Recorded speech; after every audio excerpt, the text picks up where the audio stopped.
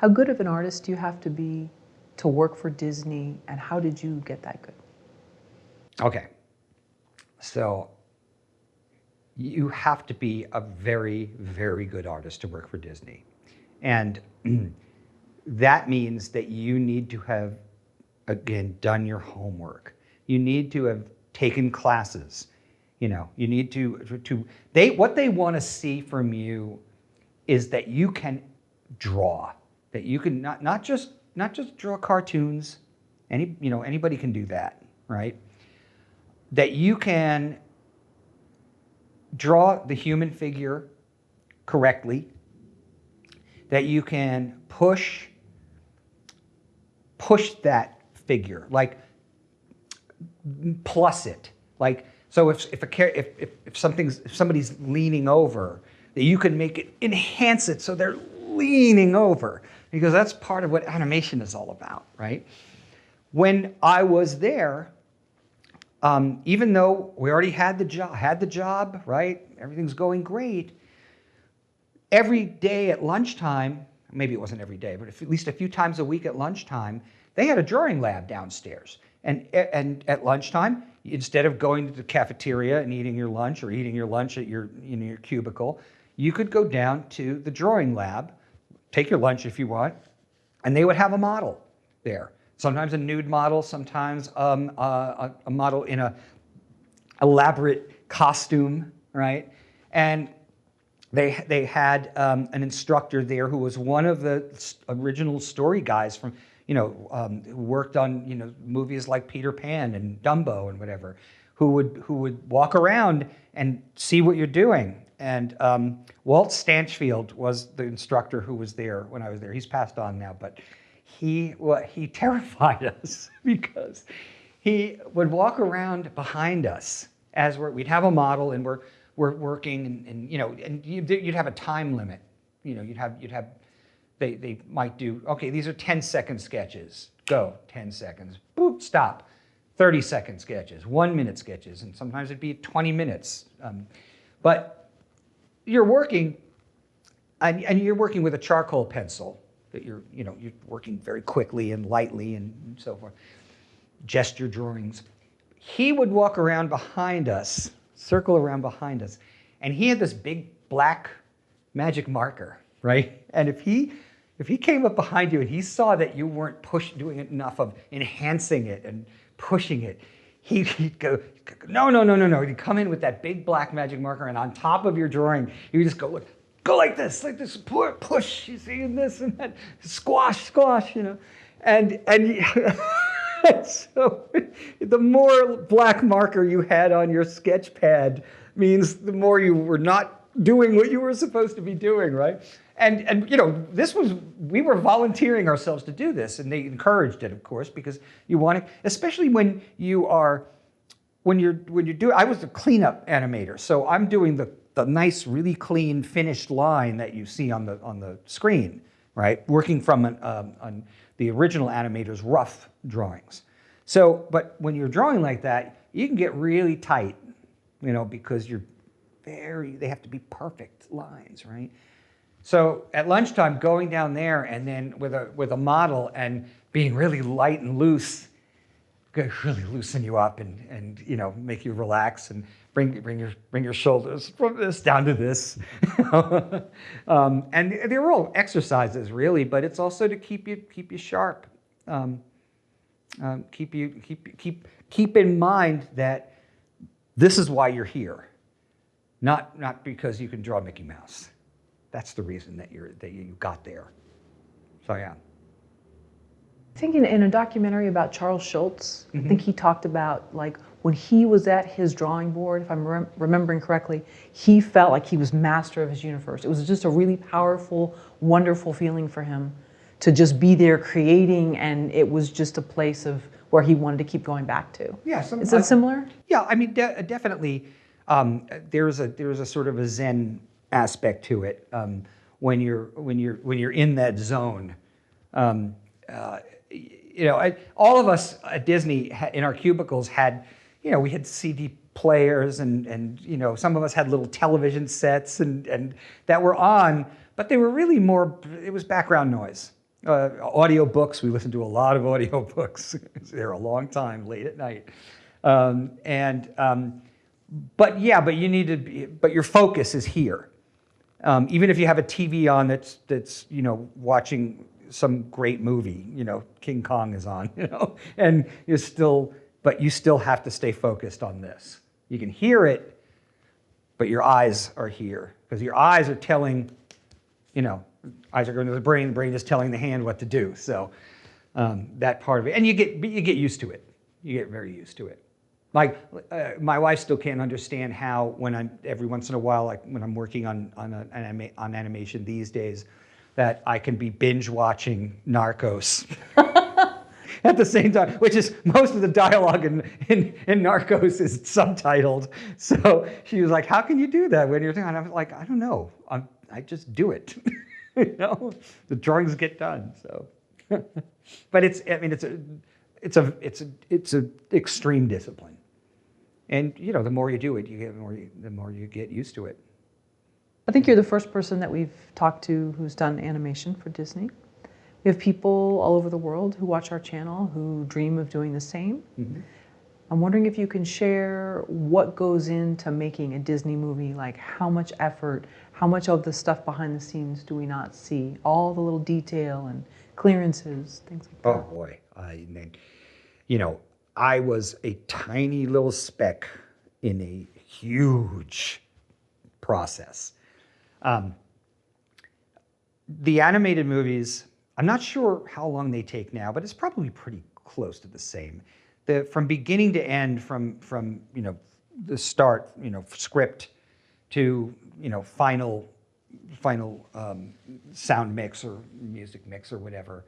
I think as I recall, it was about 5 years for one feature animated movie. I think that's still pretty accurate.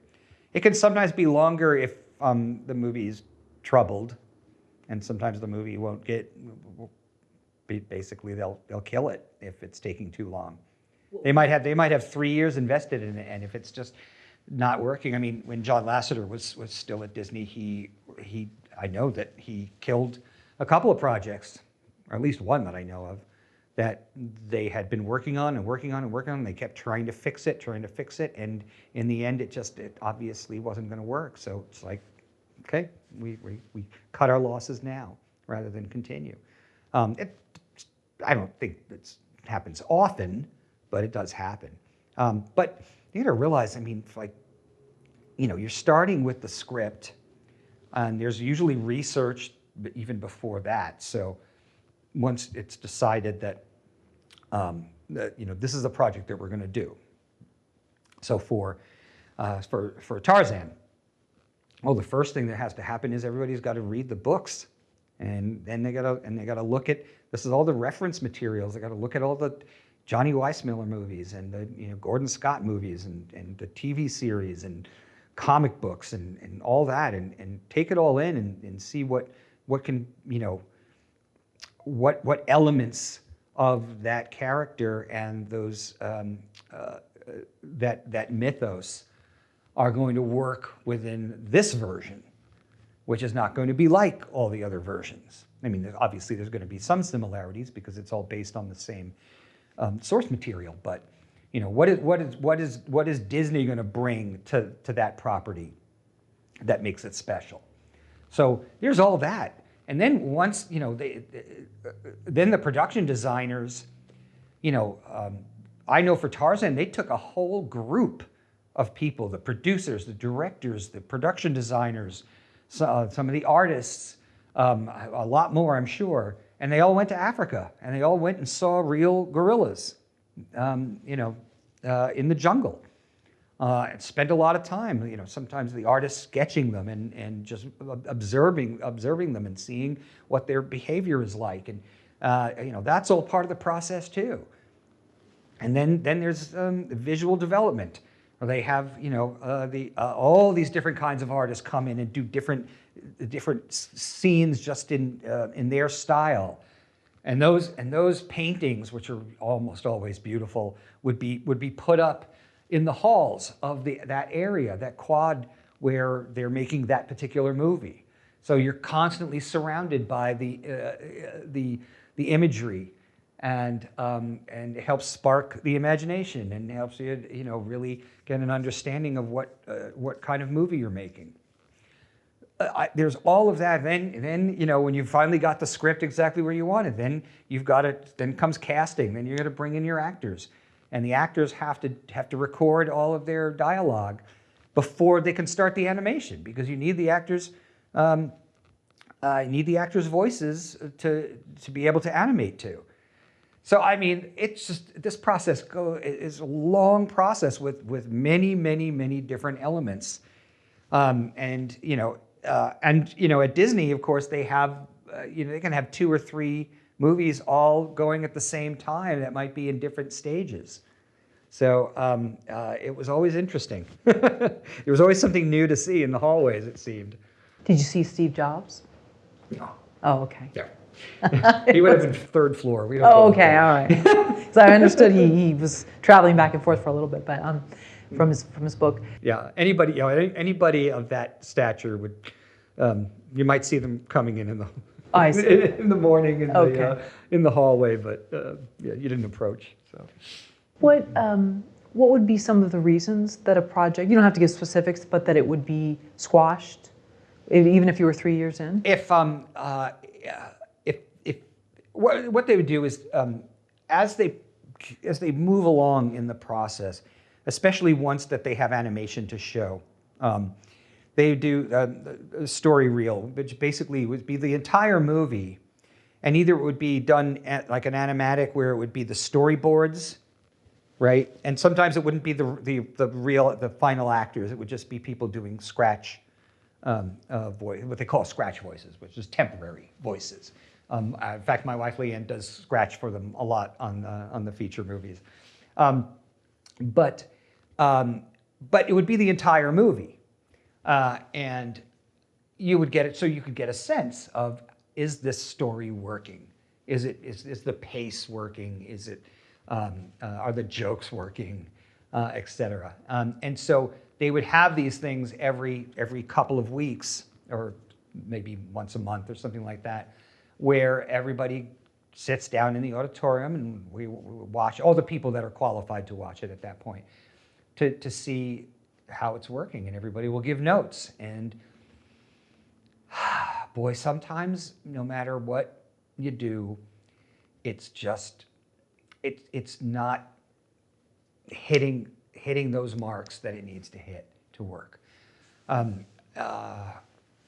on the Range was the last movie I talked about before, and that was a movie that had a lot of problems. We were, it was changing, the whole movie was changing constantly. I mean, the basic premise was still there. It was about 3 cows who were trying to save their owner's farm, but the villain changed, the motivations changed.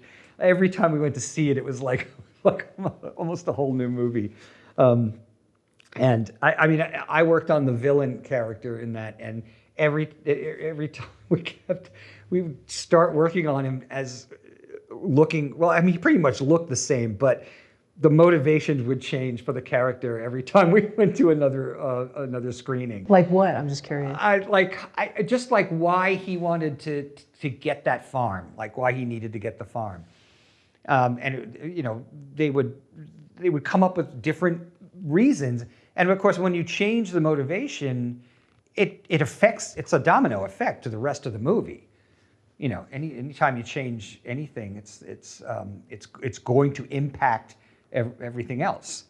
So that was a tough one. That was a real tough one, and they didn't kill it. They went all the way through, and the movie did come out. But it's not my favorite by any means. It still, for me, doesn't really work. So. And it was also the last. It was. That was the last one that they did, except for Princess and the Frog. Several years later, it was the last of that era. Yeah. Right. How did it feel the last day that you left? I mean, did you really have like your stuff in a box, or I mean? Well, I don't mean to- believe me, we filled those cubicles with stuff, so it wasn't just a box. Okay, with the plants, right. It was a lot of stuff, Okay. because especially when you've been there for 8 years, 7.5, 8 years, you accumulate things. So because there was enough warning, it was like little by little take it out. So, but I think on my last day, I don't even think I had any work to do, and probably it was mostly cleaned out. So it was basically just probably saying goodbye, which was, it was bittersweet really, because at that point, I think, luckily it wasn't a surprise. We knew it was coming for a long time. And I think I was ready. I think I was like, okay, I'm ready. Go through the stages of death thing. Right, the Elizabeth Kubler-Ross. Yeah, right. This was finally acceptance. Sure, right. So, You've been through the anger and the depression. right. That was a long time ago. It's very similar now that you think about it. But I'm sure for some people, though, maybe they didn't want to go. It's great when you're at a job and you don't want to be there anymore and you're leaving, you're like, this is great. I could feel the energy pushing me out the door. But when you don't want to go, that's when it's... Yeah, I don't think any of us really wanted to go, but when there was no other way, then you have to accept it. So Sure. Because like you said, for most of the time I was there, that was a great place to work. It was. You hear stories about people complaining about Disney, doing this and doing that and everything like that. Well, that was not my experience. I got to tell you, I loved it. It. Like any job, there were some days when, especially in crunch time, like, Sure. oh God, I just, only got 4 hours sleep. I don't want to go back in, Right, or Mary in the cubicle, a couple that was on a loud call to her family or something. What other? My family was always there. Oh, okay, all right. Leanne's office was right down the hall.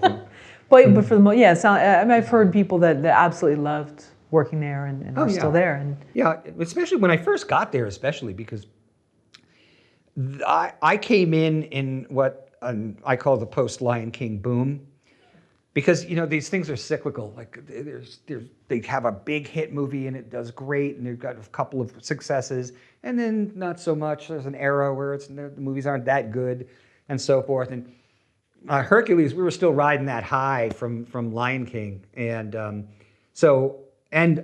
also Jeffrey had started DreamWorks down the street, and he was looking to poach us. The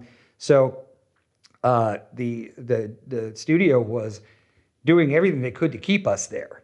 So throwing money at us, throwing parties and gifts and all kinds of things. It was a fun place to work for quite a while. But everything changes. Things change. Evolution, and so I'm just happy that I had the opportunity to work there. And those movies that I worked on are going to be around long after I'm gone. There's still going to be people watching them. So that's nice to know. And last question about Disney, and that is just the evolution of the screenwriting in terms of the emotion that they started putting in, and maybe some of the topics that they touched on. How did you see that evolve from your time there? Well, what I saw, my first movie was Hercules, which was very funny and slapsticky and big and wild, but I saw what they were definitely experimenting with what else they could do with the medium, and not just make movies with princesses and heroes and princesses and so forth. And I think maybe it wasn't a great idea. I love Atlantis. I think I didn't love it by the time we were finished working on it, because it was a very, very challenging movie to work on. But since then, it came out on Blu-ray. I watched it again, and I really actually liked it a lot. But I can understand how at the time, I don't think audiences were maybe ready for that kind of change in a Disney movie. I think that they really just they like their Little Mermaids and their Beauty and the Beasts, and even Tarzan. Jane isn't a princess, but she's still that kind of spunky character that that I think resonates with audiences. Yeah. So.